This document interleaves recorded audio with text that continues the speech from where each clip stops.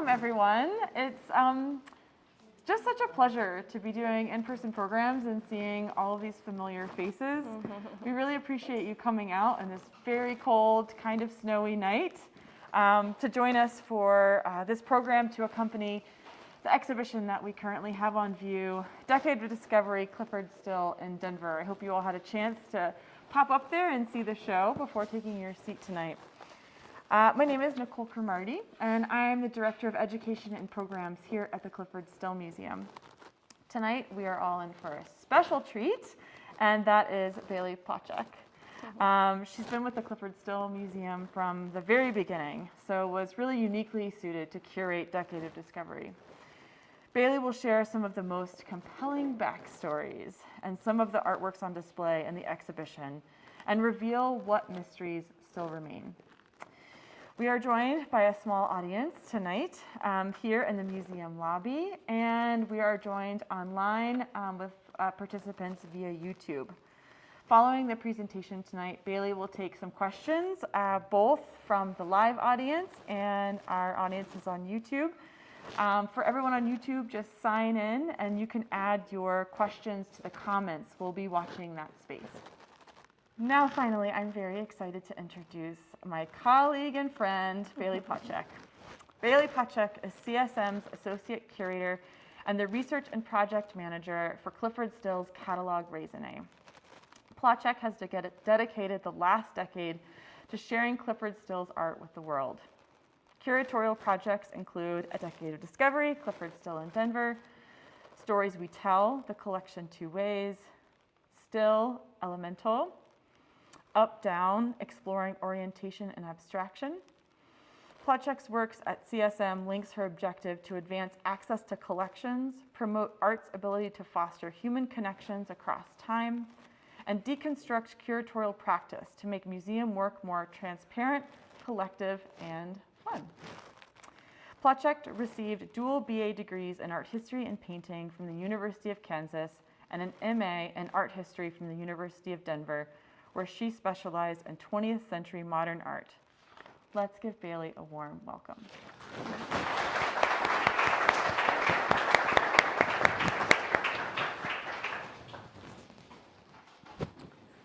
Thanks, Nicole.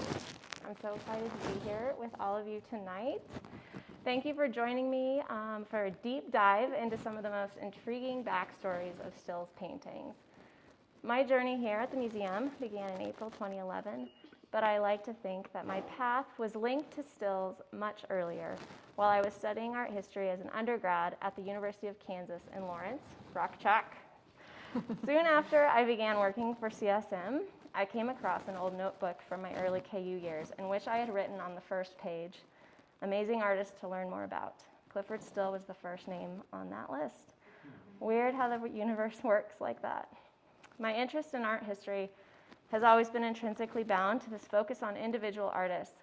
I'm driven to understand what motivates influential and complex artists and uncover stories about their lives that make them more human, more accessible, in the hopes that maybe it will reveal how they're able to create something that resonates so strongly across time on such an innate level with so many people with just paint.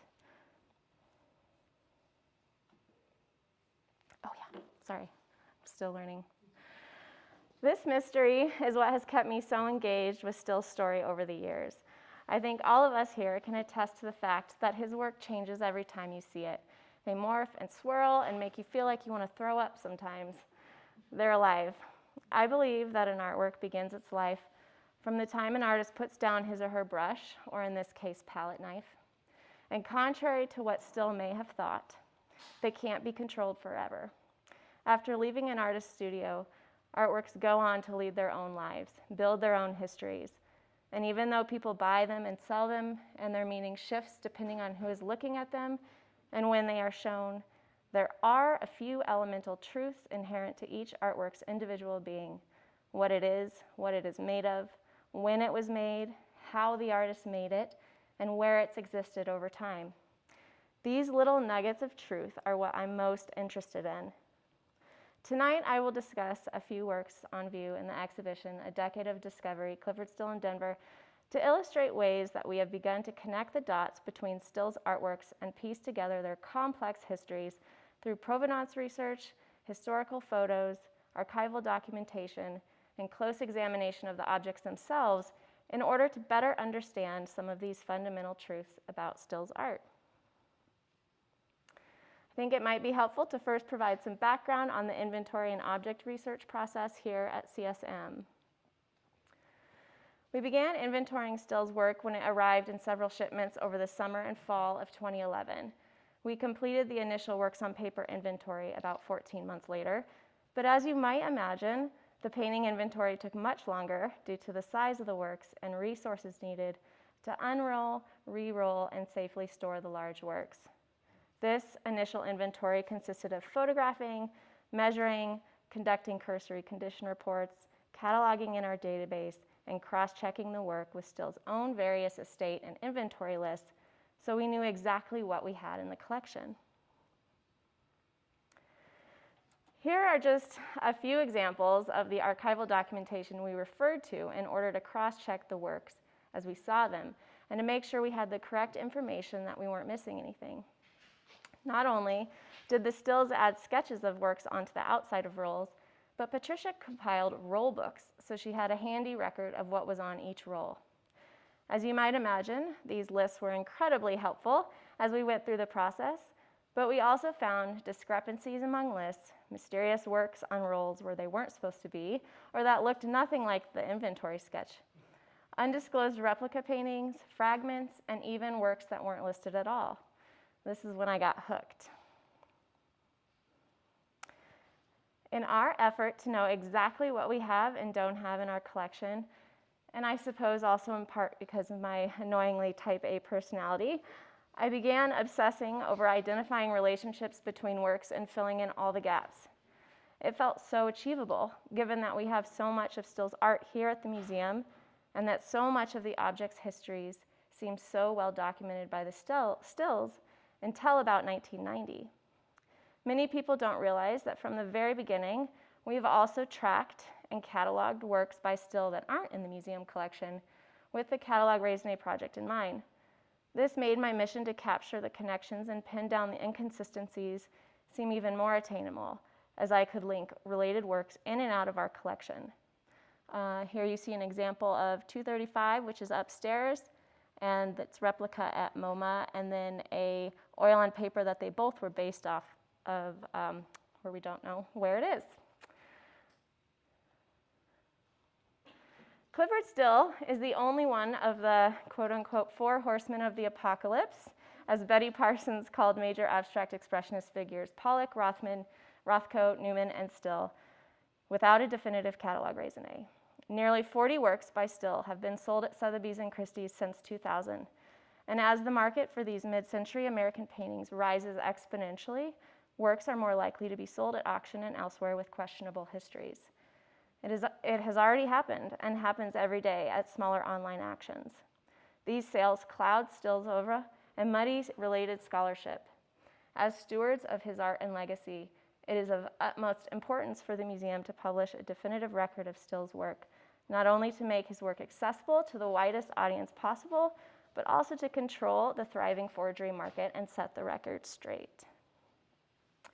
When we officially launched the Catalogue Raisonné project in 2018, after completing the initial painting inventory, we had already done so much of the groundwork in terms of cursory documentation, identifying probable locations of works out in the world, and establishing contact with collectors, auction houses, and galleries.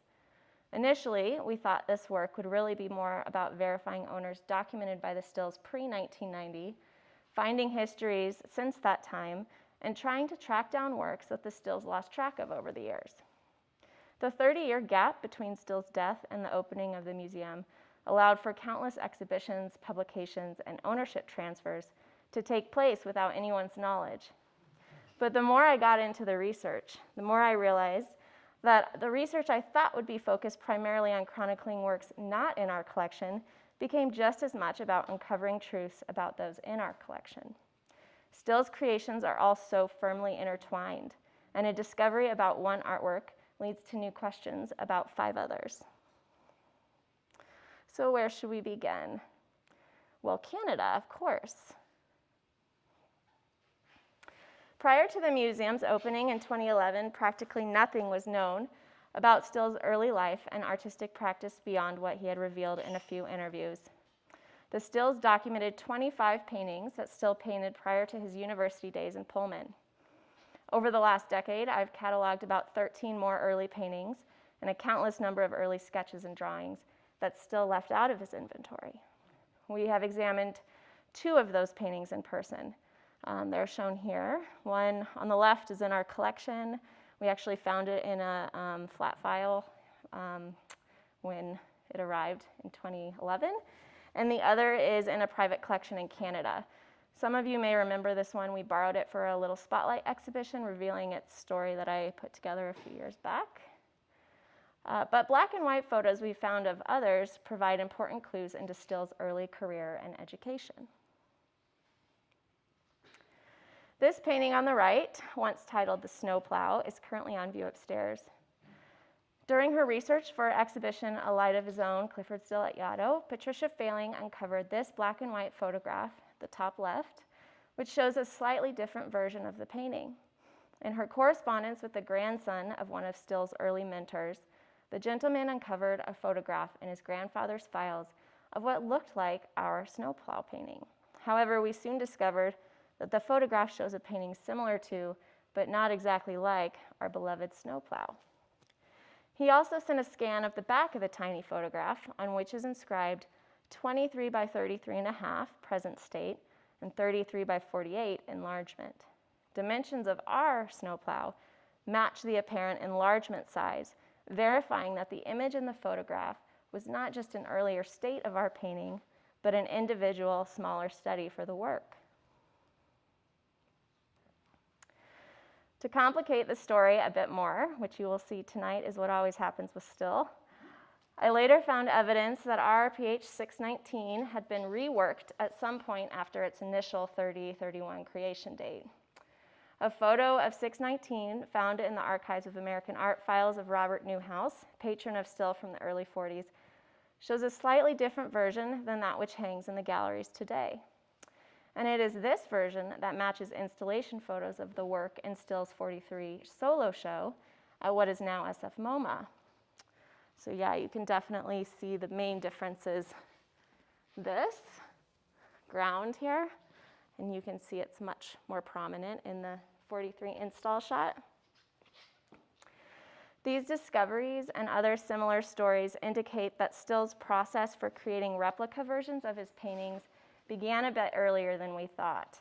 They also introduced Still's tendency to go back and rework previously completed paintings, sometimes documenting the various versions and sometimes not documenting them. This and the other 10 previously unknown early works that we've found reiterate that while Still did an exceptional job of recording his work over the years, they also left a lot out. Whether or not it was always on purpose is a debate for another time. Here's an example of one of those other 10 early works still left out of his inventory that we haven't examined. This is a photograph we found in the archives that shows 2 of Still's large pastel drawings from the 30s, which we have here at CSM on the top, above a small self-portrait below.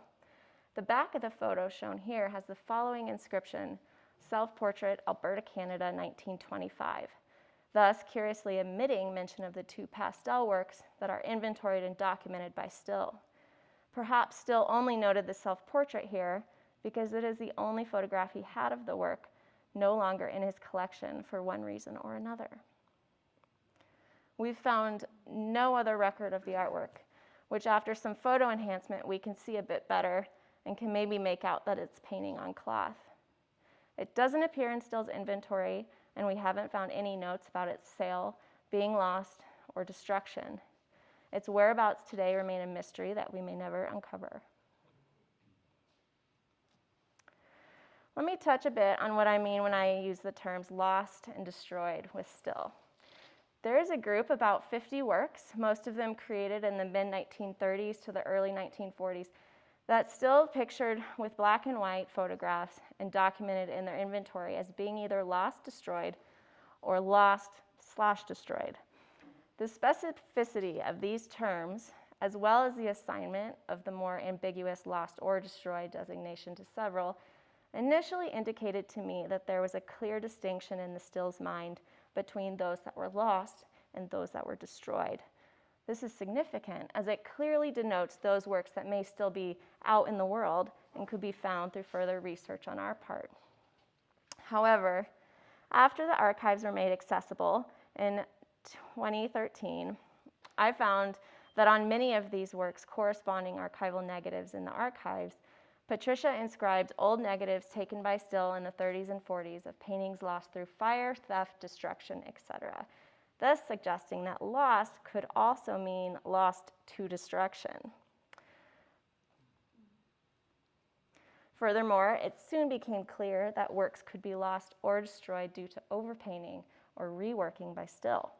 For instance, the painting listed on the top here appears as an individual entry, listed as 1942 number 1, an apparent first version of PH 85 currently on view upstairs.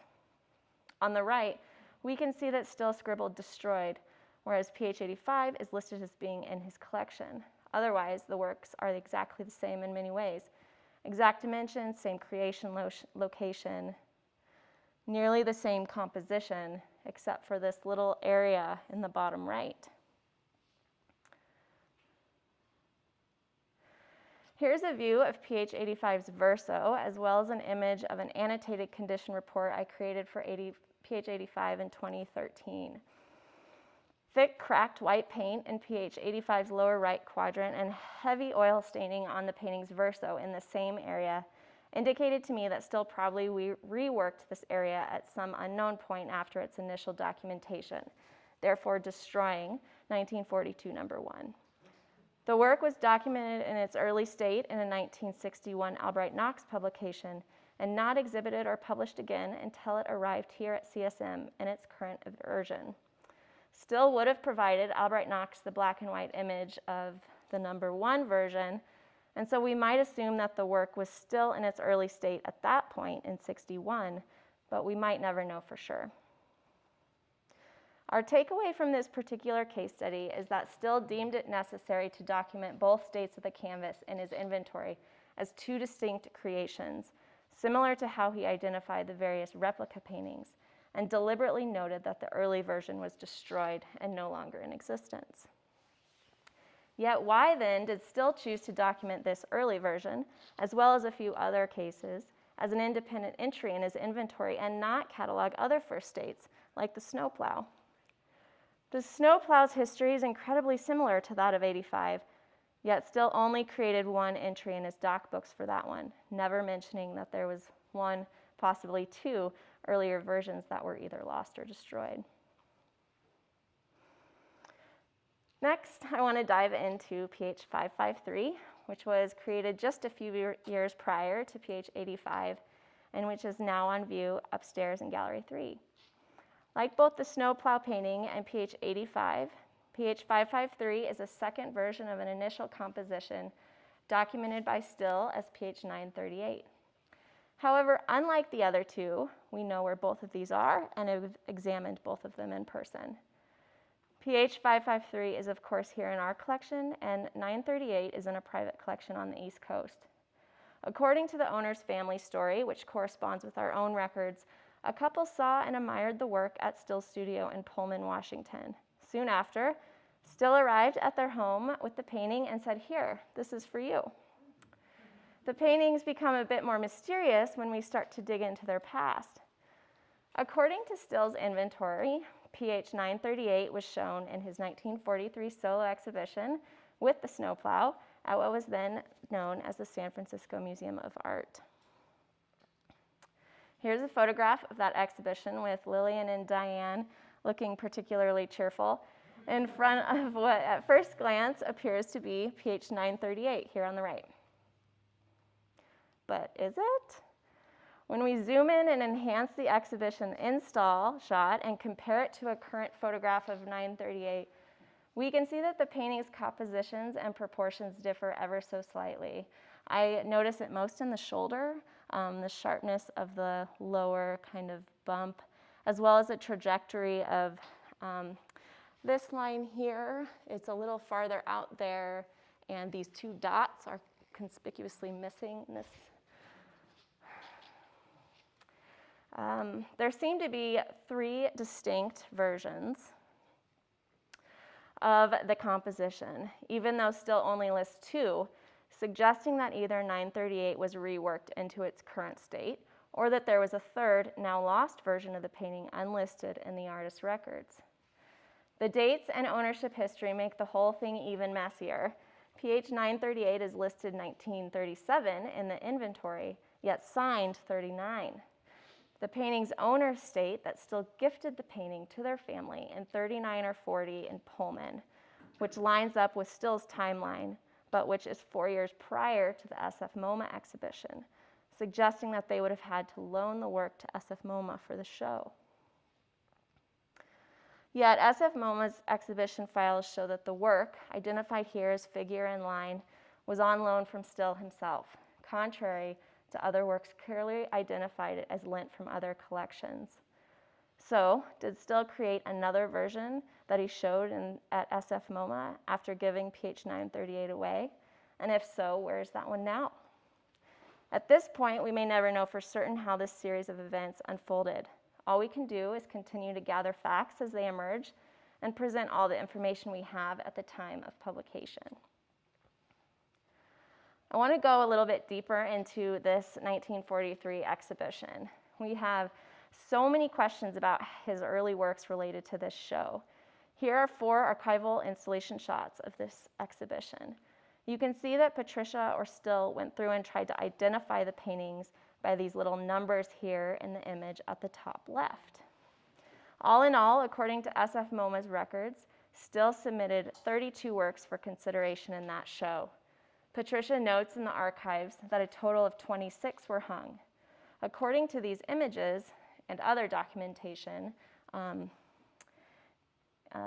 this recreation that I've tried to create from installation shots, it's probable that there were between 26 and 28 hung, and only 21 have been verified. That leaves a total of 5 to 7 works to be confirmed. One of the paintings that was supposedly shown in that exhibition, but which hasn't been confirmed, is this work, PH 728. It may look familiar to some of you because its replica is hanging upstairs. This pairing introduces one of the most mysterious and fascinating aspects of Still's replica practice. You can see in Still's inventory that he listed the 2 works as 38 number 1 and 1938 number 2. So one would assume then that both works were created in 1938. Yet, inscriptions on our painting indicate that our version may have actually been painted much later, in 1970. You can see here on this verso inscription that Still initially dated the work to 1938 and then corrected it to 1970 and added an R and the word recorded.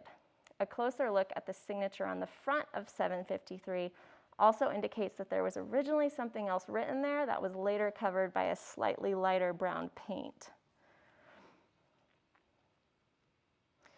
When we go back to the inventory records, we see that the lost version, PH 728, includes painted 1938 in its entry, which we see is conspicuously missing in PH 753's entry. This actually lines up with several other works that Still painted in 1970 after works originally created between 38 and 43, many of which are listed in his records as lost or destroyed. Here's another example. PH 758 from 42/70. We've tried to clearly identify these in our records and online for researchers.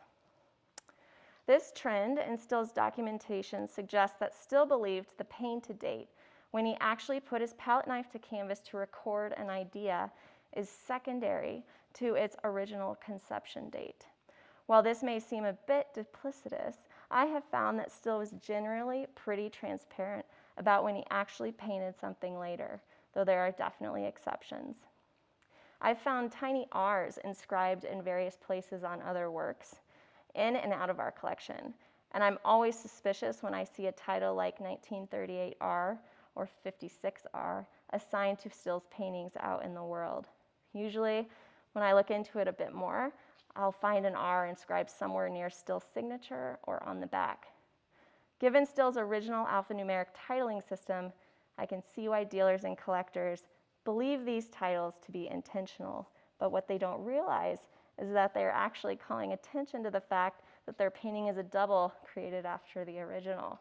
I like to think of it as Still's little inside joke. Let's fast forward a few years to the late 40s, when Still made this beautiful painting, currently on view upstairs. Unbeknownst to many, this painting is also part of a series, though its counterparts weren't assigned numbers in Still's records, and they aren't exact replicas.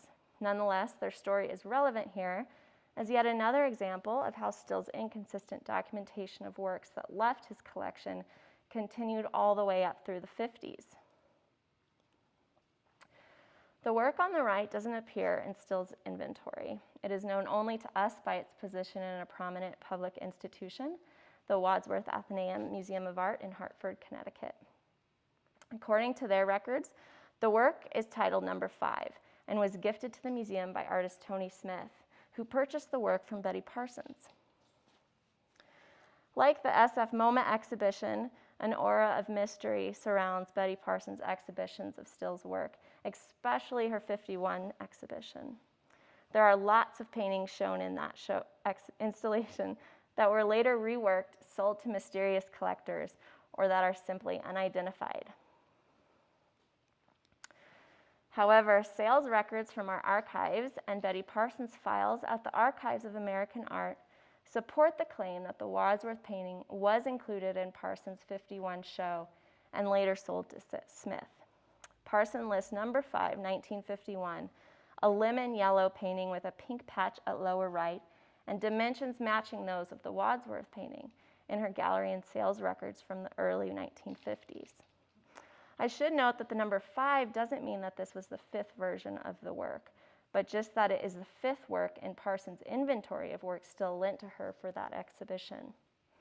Other works by Still that were in her gallery shows also have been assigned random number titles, like number 21, for example, simply because Parsons numbered the works for her own tracking purposes. This has caused a lot of confusion over the years, especially when it comes to those she listed as number 1, number 2, and number 3, which may or may not correspond to Still's number 1 and number 2 designations. Okay, so we can probably state that this work, the Wadsworth painting, was simply forgotten by the Stills during their inventory. But what about this? This admittedly terrible black and white photograph is included in Still's 1950s inventory book. It isn't associated with any entry.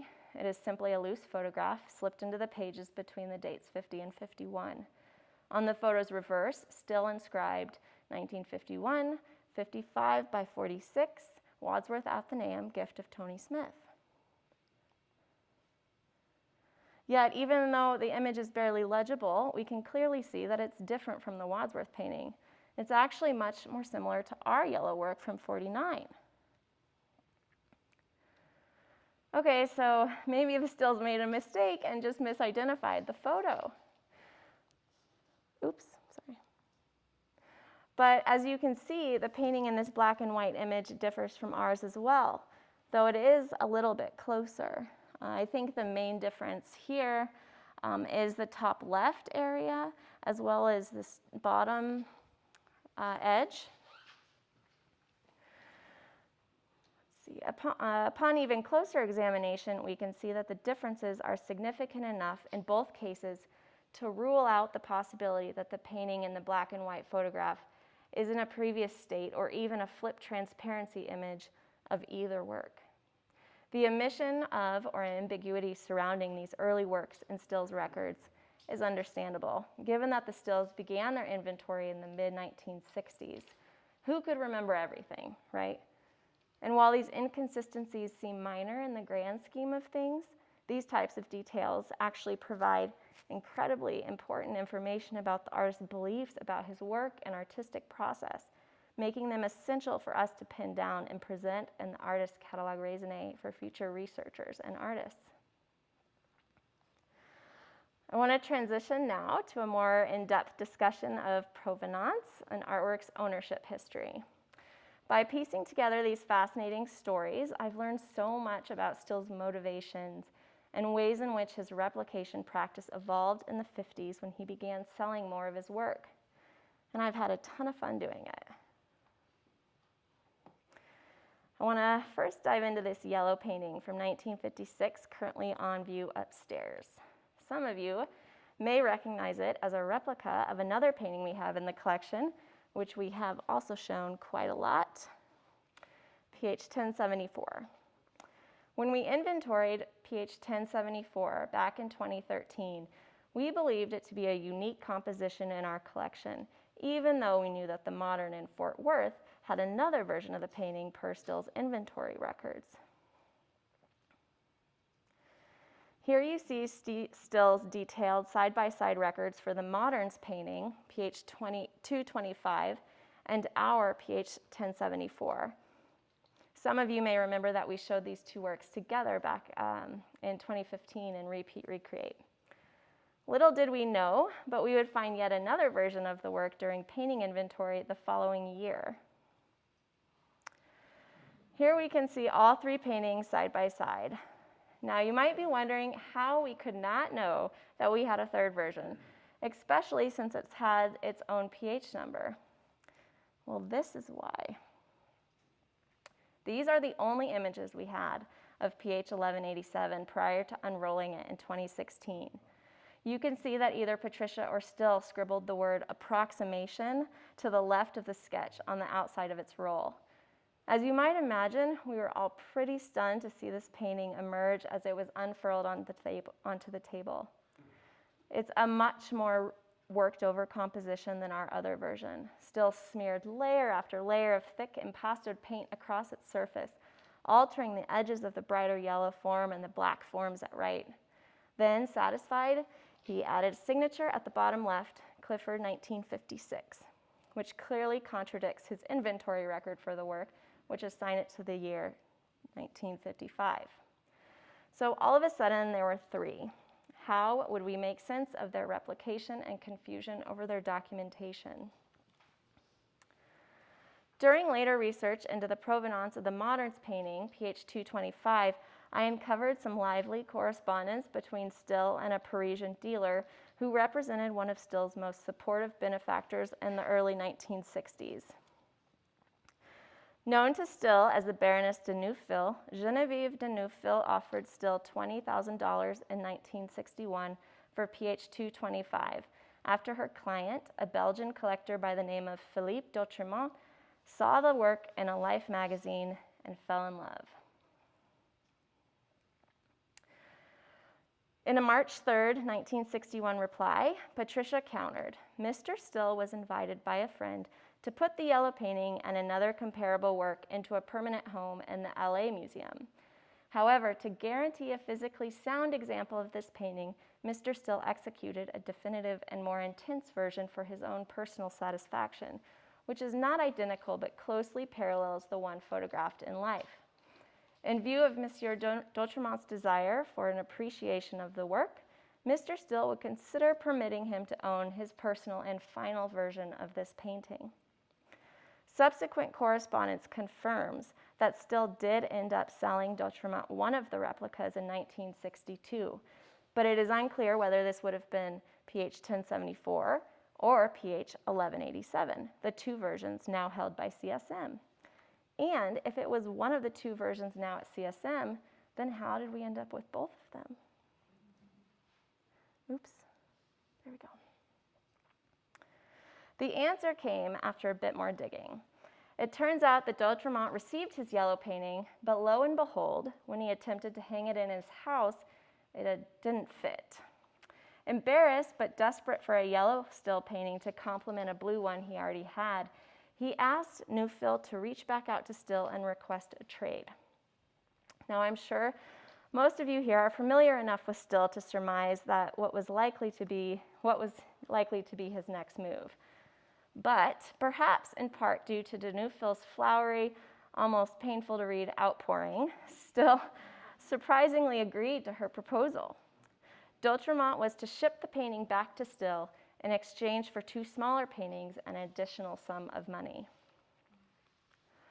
Perhaps after Still sold D'Outremont the first replica he made of PH 225, he decided to paint a 3rd version for his own collection.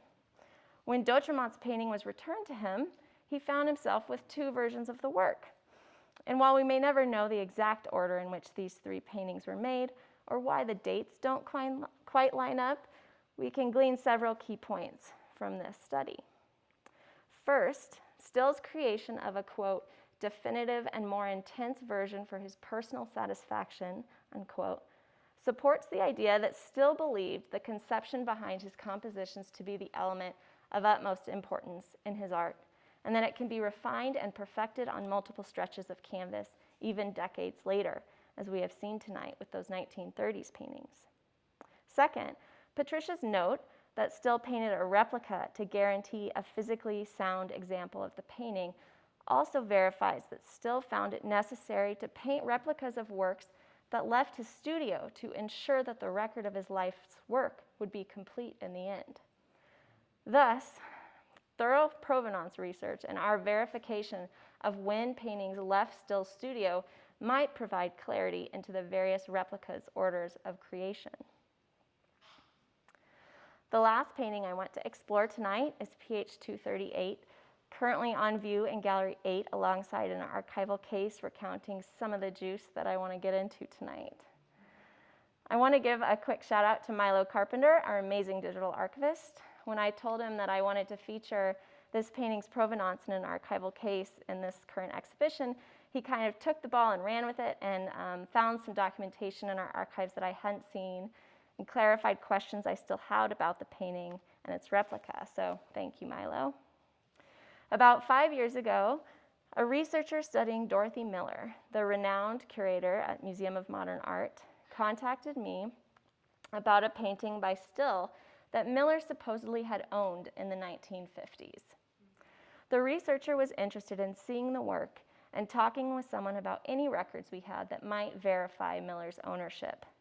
I confirmed that we did have this painting and I would be happy to show it to her, but that our records showed it was only on loan to Miller. And thus began my deep dive into this painting's amazing and very complicated story, which I will do my best to summarize here. In 1952, Dorothy Miller curated MoMA's pivotal exhibition titled 15 Americans, in which she dedicated an entire room to Still's work. Around this time, Still, Miller, and her husband became casual friends, often socializing and discussing the art world, until some unfortunate events unfolded related to this painting that abruptly ended their friendship. Archives of American Art has a pretty great oral history with Miller that presents her side of things.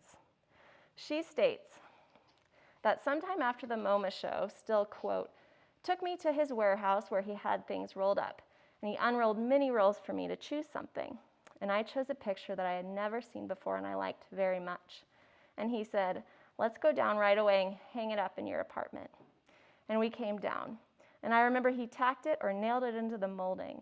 It was quite big, yellow and black. I said, my husband will faint when he comes here and sees it. Then, a few years later, he inexplicably made his break with me. He suddenly said out of the blue, here's the amount of what I had paid him, and with a check in his letter, and said, roll up my painting and send it back. I was terribly angry, so I took it down and rolled it up, sent it by Berkeley Express to his studio, and we never saw him again. Now for the other side of the story. In May 1954, a short time after he tacked the painting up in the Miller's apartment, Clyfford Still wrote to his friend and fellow artist John Stevens that he wanted to put additional work on the painting currently hanging at Miller's apartment. He planned to pick it up, work on it, and send it to the Stevens to hold on to until they could select another painting to purchase. The following month, Still sent Miller a very friendly letter requesting the work be returned to him so he could do some follow-up work on it. There was no mention of keeping the work or transferring it to the Stevens. It's unclear whether or not Miller sent it back to Still for alteration at this time or not, but a few months later, Miller made her first payment to Still for the painting, suggesting that she had it in her possession at the time, or at least planned to again. To Miller's surprise, Still returned the check to Miller uncashed. Milo found this and another uncashed, torn-up check from 1956 in our archives. We also have a couple diary entries from this time in which Still mentions how disturbed Miller was that he hadn't cashed her checks. But we know that all the while, Still was plotting to give or sell the painting to the Stevens instead. It all kind of came to a head in 1957 when Still met Miller for lunch. Afterward, Still wrote Miller this incredible letter. I know it's impossible to read on this slide, but basically Still writes, "What a wonderful lunch. So many things became clear. Don't be shocked by the check. It's just that I cannot ask for my painting to hang in a room where my purpose is held in verbal contempt."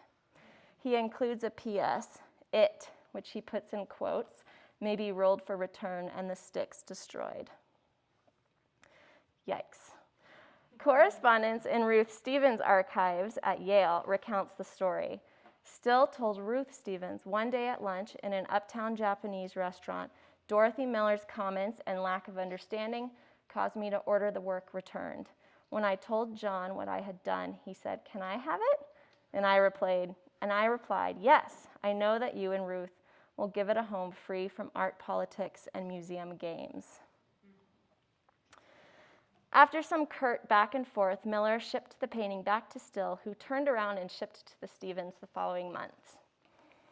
Contrary to Still's statement that Miller's comments at lunch caused the fallout, it's clear from correspondence that he had been looking for a reason to give the work to the Stevens almost since the time he hung the work up in Miller's apartment. Perhaps this was due to the fact that Miller and MoMA hadn't agreed to purchase the biggest and, in Still's mind, the most groundbreaking work Miller showed in her 1952 exhibition, and instead selected a smaller, safer work for their collection, in which case Miller became just another confused, unsuspecting casualty in Still's persistent battle with the art world. John and Ruth retained the painting until their divorce in 1961, when Ruth took ownership.